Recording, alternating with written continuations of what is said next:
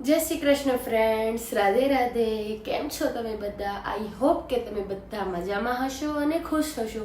હું પણ મારા ઘરે એકદમ મજામાં છું. આજે હું કંઈક તમારી સાથે શેર કરવા માંગુ છું. જેમ કે તમને બધાને ખબર છે કે હોળીનો ફેસ્ટિવલ નજીક આવી રહ્યો છે, તો જેના જેના ઘરે ઠાકોરજીની સેવા બિરાજમાન હશે એ કાં તો હોળીની પ્રિપરેશન કરતા હશે કે કરવાના હશે, પણ મેં મારી પ્રિપરેશન ચાલુ કરી નાખી છે. તો આજે હું માર્કેટ ગઈ હતી કાના માટે શોપિંગ કરવા માટે. તો જો મેં કંઈક આ લીધું છે આજે. તો સૌથી પહેલા આ છે હોળી પ્લેટર, છે ને મસ્ત. એની સાથે બે નાના નાના બાઉલ આવ્યા છે કલર રાખવા માટે, અને આ છે નાની બાલ્ટી અને પિચકારી. જો કેટલી ક્યુટ છે.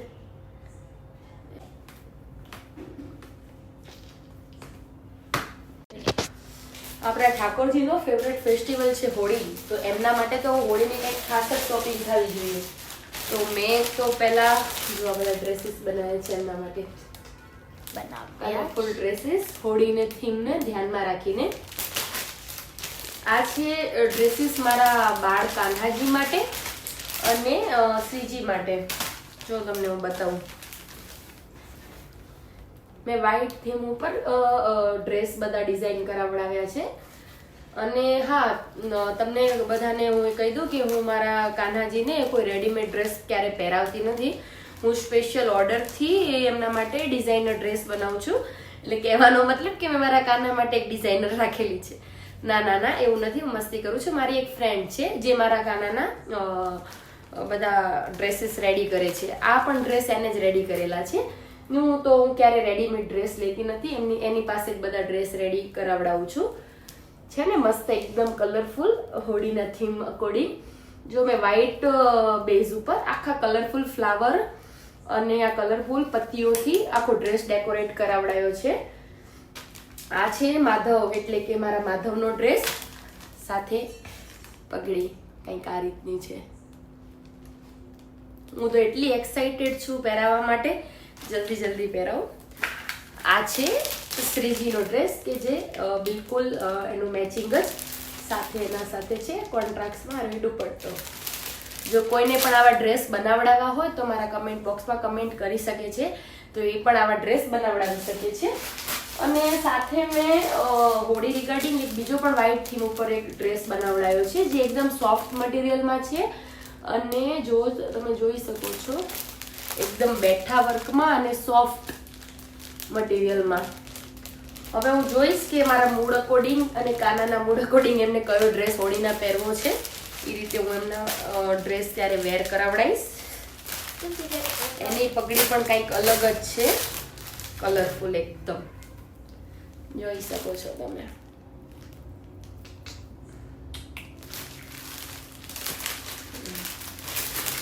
આ છે માધવ માટે, આ છે શ્રીજી માટે, એનો કોન્ટ્રાસ્ટ દુપટ્ટો. હજી આ ડ્રેસ છે એ હોળી રમ્યા પછી હું કાનાને રેડી કરીશ ત્યારે પહેરાઈશ. જે સવારે એમને હોળી રમવા માટે હું અલગ ડ્રેસ બનાવડાવીશ, એ હજી આવવાના બાકી છે. આવશે તો તમને ચોક્કસથી હું બતાવીશ. આ છે મારા જીકર સરકાર માટે, જે આ છે રાધા રાણીનો લહેંગો, અને આ એમની ચોલી, અને આ એમનો દુપટ્ટો છે ને એકદમ મસ્ત. આ છે કાનાની ધોતી, અને આ છે એમની પગડી. હજી આની મેચિંગ જ્વેલરી બનવાની પણ બાકી છે, અને હજી એક ડ્રેસ બનીને આવશે કે જે આપણે એમને હોળી રમાડવાના ટાઈમે પહેરાવશું.